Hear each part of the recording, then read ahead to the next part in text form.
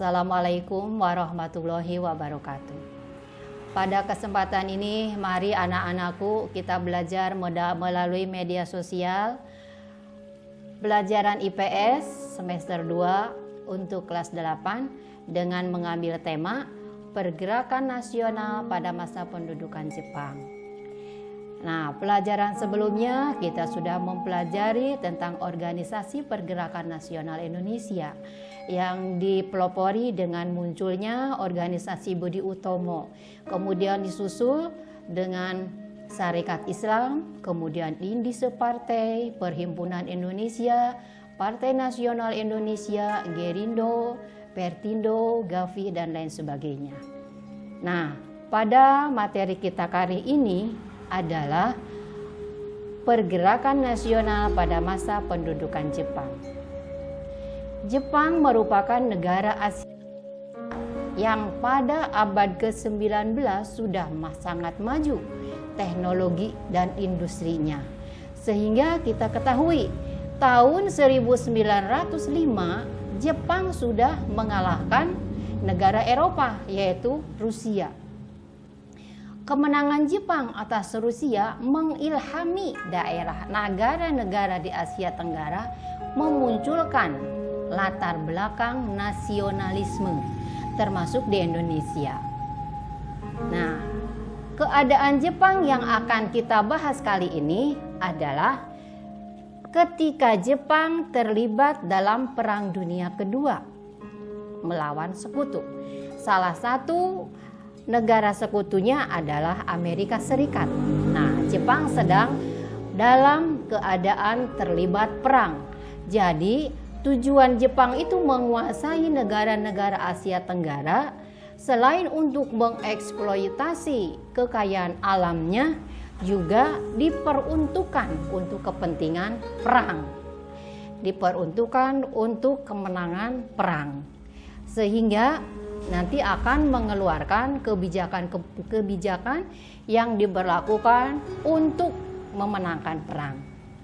Nah, sebelum kita lanjut, maka kalian harus tahu dulu apa tujuan pembelajaran kita kali ini. Ibu uraikan tujuan pembelajarannya ada 4. Yang pertama, kapan Jepang menguasai Indonesia? Kemudian yang kedua, bagaimana Jepang menguasai Indonesia? Selanjutnya yang ketiga, bagaimana kebijakan-kebijakan apa yang diberlakukan Jepang untuk kepentingan perangnya? Terakhir yang keempat, bagaimana sikap kaum pergerakan nasional terhadap kebijakan-kebijakan yang diberlakukan Jepang? Oke, kita mulai. Tujuan yang pertama, Ibu ulangi. Kapan Jepang menguasai Indonesia? Nah, berarti berbicara mengenai waktu. Kapan? Jepang menguasai Indonesia dimulai dengan melakukan 3 pendaratan di 3 tempat. Yang pertama, Jepang menguasai Kalimantan Timur pada tanggal 24 Januari 1942. Mengapa ingin menguasai Kalimantan Timur? Alasannya karena di Kalimantan Timur merupakan kota minyak, sumber daya alamnya banyak minyaknya. Kemudian yang kedua, menguasai daerah Palembang atau Sumatera Selatan pada tanggal 16 Februari 1942. Alasannya tentu punya alasan, karena Palembang merupakan pusat perdagangan pada waktu itu. Kemudian yang ketiga, Jepang menguasai Pulau Jawa. Di Pulau Jawa itu tepatnya di kota Batavia atau Jakarta sekarang. Mengapa? Karena Batavia atau Jakarta merupakan pusat pemerintahan Hindia Belanda. Tanggal berapa? Tanggal 1 Maret 1942. Nah, jadi untuk menguasai Indonesia, Jepang tidak sekaligus melakukan pendaratan di 3 daerah. Ibu ulangi, 1 di Kalimantan Timur, 2 di Palembang, kemudian yang ketiga di Pulau Jawa atau di Batavia. Ketika tanggal 8 Maret 1942, Jawa dikuasai oleh Jepang. Karena terjadi penyerahan kekuasaan tanpa syarat dari Belanda kepada Jepang, di mana di Kalijati, daerah Kabupaten Subang, Provinsi Jawa Barat. Di situ terjadi penyerahan kekuasaan tanpa syarat dari Letnan Jenderal Tirpotin, ya, Panglima Angkatan Belanda, kepada Letnan Jenderal Imamura, pimpinan pasukan Jepang. Nah, semenjak itu Indonesia diserahkan oleh Belanda kepada Jepang. Oleh sebab itu, maka kekuasaan Belanda berakhir di Indonesia dan mulailah Jepang menguasai Indonesia. Tanggal 8 Maret 1942, Indonesia diserahkan kepada Jepang. Pertanyaan yang kedua, bagaimana Jepang menguasai Indonesia? Nah, untuk menguasai Indonesia, Jepang melakukan propaganda yang terkenal dengan semboyan 3A. 3A. 1. Jepang pemimpin Asia. 2. Jepang pelindung Asia. Jepang cahaya Asia. Nah, itu. Kemudian, untuk menguasai Indonesia juga, Jepang menarik hati bangsa Indonesia dengan memberikan kemudahan-kemudahan dalam berbagai hal. Contohnya, dalam melakukan ibadah, ya, apalagi Muslim diberikan keleluasaan untuk melakukan ibadah di tempat-tempat beribadah. Hal berikutnya, boleh mengibarkan bendera merah putih berdampingan dengan bendera Jepang. Itu hal yang tidak mungkin dilakukan ketika penjajahan Belanda. Hal selanjutnya, boleh menyanyikan lagu kebangsaan Indonesia Raya bersama lagu kebangsaan Jepang yang bernama Kimigayo. Nah, semua itu merupakan janji manis. Karena yang paling dibutuhkan oleh Jepang adalah mendesak dan mengerahkan seluruh sumber daya yang ada di Indonesia untuk kepentingan perang. Mengapa propaganda janji manis itu hanya diberlakukan sampai tanggal 20 Maret 1942. Setelah itu tidak diperbolehkan lagi. Hal yang semacam itulah yang membuat sakit hati bangsa Indonesia. Kita ingat tanggal 8 Maret Jepang mulai menguasai Indonesia. Kemudian berikutnya membuatkan program propaganda Jepang, Saudara Asia, Jepang Pelindung Asia, Cahaya Asia. Kemudian membuat kemudahan-kemudahan. Hanya berlaku sampai tanggal 20 Maret 1942. Jadi kurang lebih dari tanggal 8 Maret sampai tanggal 20 berarti hanya 2 minggu, hanya 12 hari. Setelah itu tidak diperbolehkan lagi. Hal itulah yang membuat kecewa hati bangsa Indonesia. Kemudian yang selanjutnya, kebijakan-kebijakan apa yang diberlakukan Jepang untuk kepentingan perangnya? Yang pertama, ya, Jepang membentuk organisasi-organisasi sosial. Yang kedua, Jepang membentuk organisasi semi militer. Yang ketiga, Jepang melakukan pengerahan Romusa. Kemudian yang keempat, Jepang mengeksploitasi kekayaan alam. Itu kebijakannya. Kita bahas satu-satu. Kebijakan yang pertama,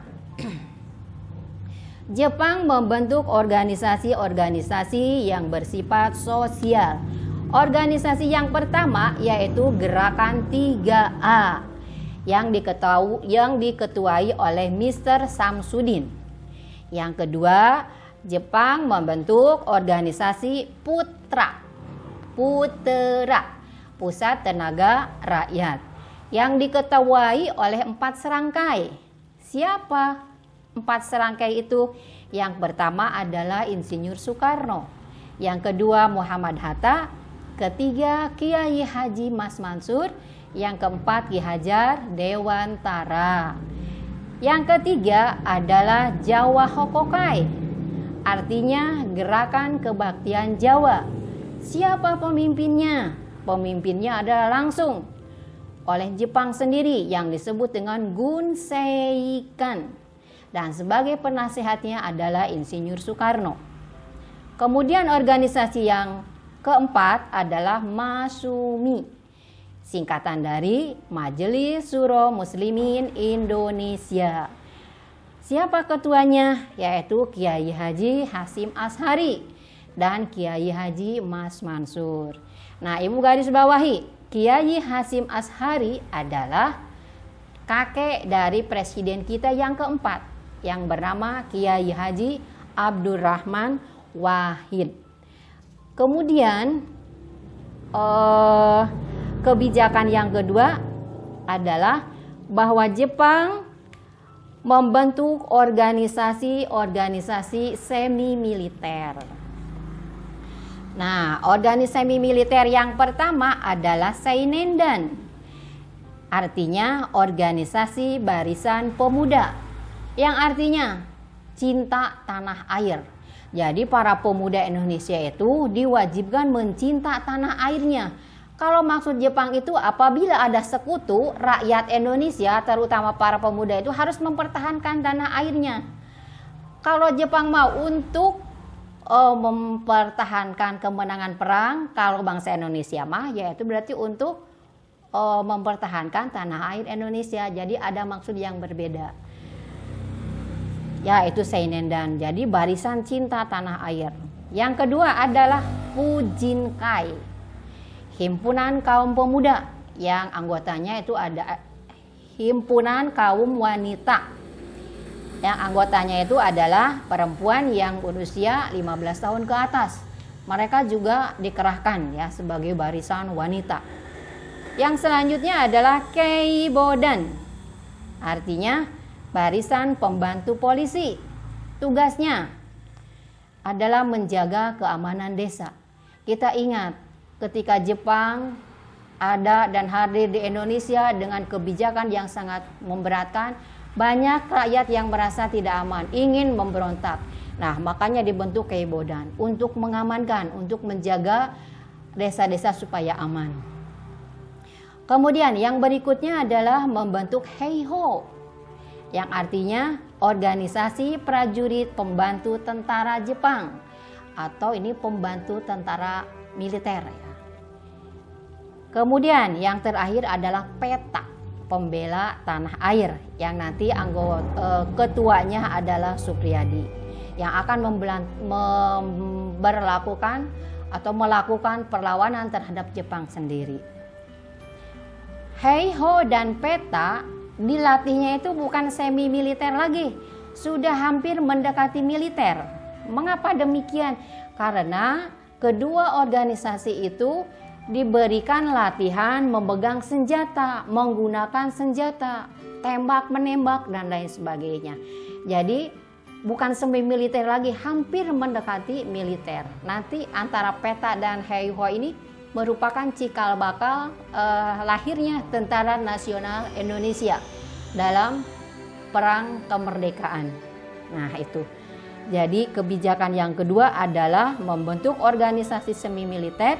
Kemudian yang ketiga, kebijakan yang diberlakukan oleh Jepang adalah pengerahan Romusa. Apa itu Romusa? Romusa artinya adalah kerja paksa. Siapa anggota Romusa itu? Penduduk yang tidak berpendidikan, yang penting punya tenaga kuat, kemudian dia sehat. Untuk apa kerja paksa atau Romusa itu? Untuk membangun jalan, kemudian rel kereta api, kubu-kubu pertahanan, kemudian membuat jembatan-jembatan dan sarana-sarana umum lainnya. Kemudian para Romusa ini makanannya tidak terjamin, apalagi kesehatannya sangat minim. Sementara pekerjaan yang harus dilakukan sangat berat. Sehingga banyak para Romusa ini yang gugur, meninggal, mati karena Romusa. Sehingga pada suatu daerah atau kampung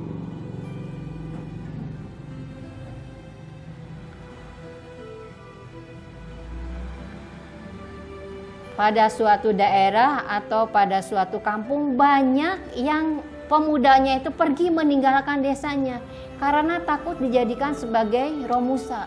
Jadi di daerah-daerah tertentu hanya banyak para penduduk yang sudah berusia lanjut, kemudian ibu-ibu, anak-anak, dan perempuan-perempuan. Karena saking takutnya dijadikan Romusa. Banyak yang dijadikan Romusa dari daerah Banten misalnya, dijadikan Romusa di daerah Lampung, mereka tidak kembali. Jadi banyak yang menjadi Romusa meninggal.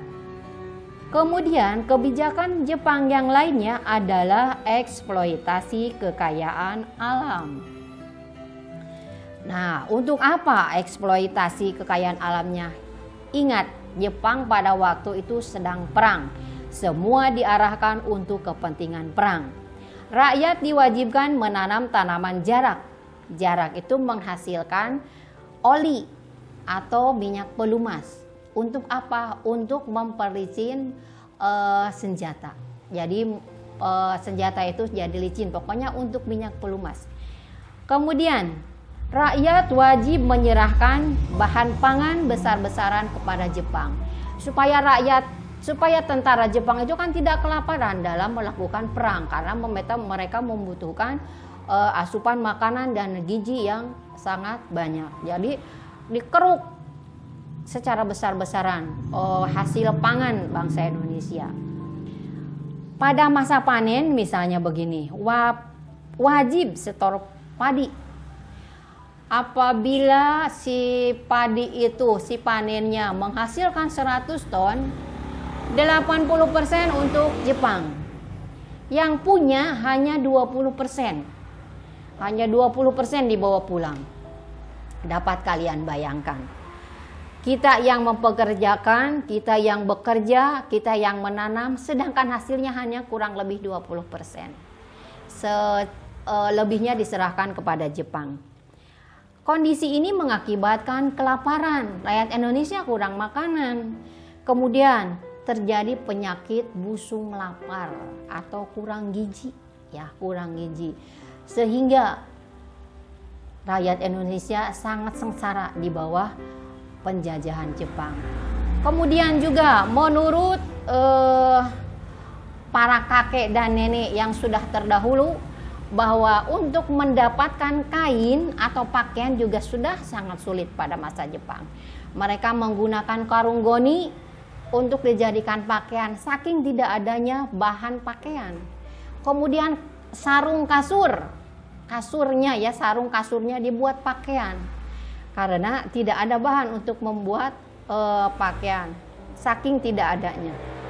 Nah, demikian. Dengan demikian kebijakan-kebijakan yang diberlakukan Jepang untuk kepentingan perangnya. Pertama, sekali lagi, Jepang membentuk organisasi-organisasi sosial. Yang kedua, membentuk organisasi semi militer. Yang ketiga, pengerahan Romusa. Yang keempat, eksploitasi kekayaan alam. Lalu tujuan pembelajaran yang terakhir, bagaimana sikap kaum pergerakan terhadap kebijakan yang diperlakukan oleh Jepang. Nah, sikap kaum pergerakan terhadap kebijakan yang diberlakukan oleh Jepang kurang lebih ada 3. Yang pertama adalah kooperatif atau kolaborator. Artinya mau bekerja sama dengan penjajah. Penjajahnya siapa? Jepang. Jadi mau bekerja sama dengan Jepang. Dengan cara apa? Dengan cara memanfaatkan organisasi-organisasi bentukan Jepang. Contohnya adalah Putra, Pusat Tenaga Rakyat.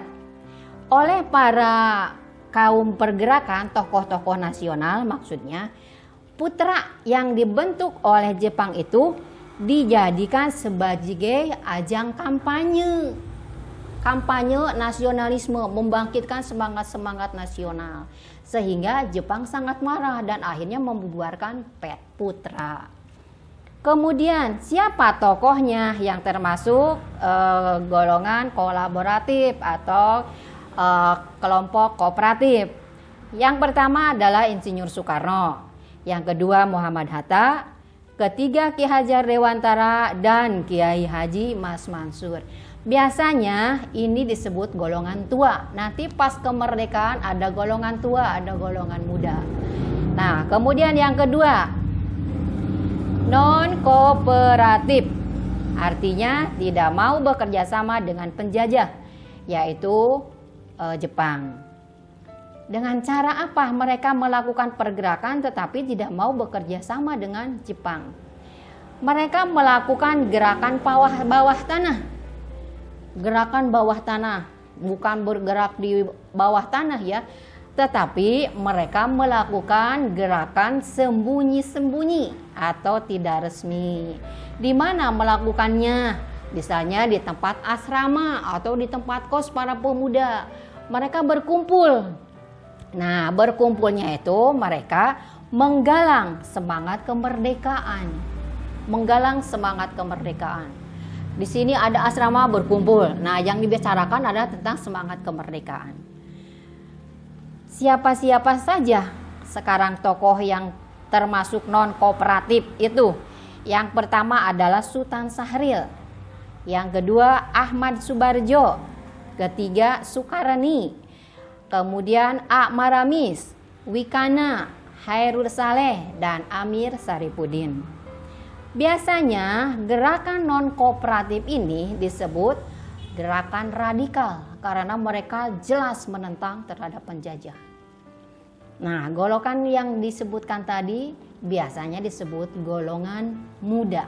Ada golongan tua, ada golongan muda. Kemudian yang ketiga adalah sikap kaum pergerakan terhadap kebijakan yang diperlakukan Jepang adalah dengan melakukan perlawanan bersenjata. Seperti yang dilakukan oleh rakyat Aceh yang dipimpin oleh Abdul Jalil. Pada tanggal berapa? Pada tanggal 10 November 1942. Mereka melakukan perlawanan. Tetapi perlawanan itu mereka menentang peraturan-peraturan yang diberlakukan oleh Jepang. Kita ingat seperti tadi, panen besar 80% untuk Jepang, 20% untuk rakyat atau pemilik kekayaan alam. Kemudian yang kedua, perlawanan rakyat Singaparna di Jawa Barat yang dipimpin oleh Kiai Haji Jainal Mustafa. Yang jadi alasannya adalah Saikere, yaitu menghormati Kaisar Jepang, di mana rakyat Indonesia itu harus membungkuk ke arah kiblat Kaisar Jepang. Terjadi pada tanggal 24 Februari 1944. Kemudian perlawanan selanjutnya adalah perlawanan rakyat Indramayu di Jawa Barat juga. Terjadi pada bulan Juli 1944. Siapa pemimpinnya? Pemimpinnya adalah Haji Madrian. Mereka menolak pungutan padi yang terlalu tinggi. Akan tetapi akhirnya perlawanan mereka dapat dipadamkan oleh Jepang. Dan perlawanan yang berikutnya adalah perlawanan PETA di Blitar, Jawa Timur. Kita ingat, PETA itu adalah organisasi bentukan Jepang. Salah satu pemimpinnya adalah Supriyadi atau Sudanco Supriyadi. Nah, PETA juga itu membentak terhadap Jepang sendiri. Sehingga Jepang sangat kewalahan karena mereka membuat PETA, mereka juga yang menyerang Jepang. Demikian penjelasan dari Ibu tentang pergerakan nasional pada masa pendudukan Jepang. Untuk evaluasi, kalian harus catat pertanyaannya tidak jauh dari tujuan pembelajaran. Oke, yang pertama, kapan Jepang menguasai Indonesia? Jelas ya? 2. Bagaimana Jepang menguasai Indonesia? Ketiga, kebijakan-kebijakan apa yang diberlakukan Jepang untuk kepentingan perangnya? Pertanyaan terakhir yang keempat, bagaimana sikap kaum pergerakan terhadap kebijakan yang diberlakukan Jepang? Demikian penjelasan yang dapat Ibu sampaikan dengan tema pergerakan nasional pada masa pendudukan Jepang. Semoga bermanfaat dan tugas-tugasnya kalian kerjakan dengan baik. Nanti kita akan bahas di pertemuan yang akan datang.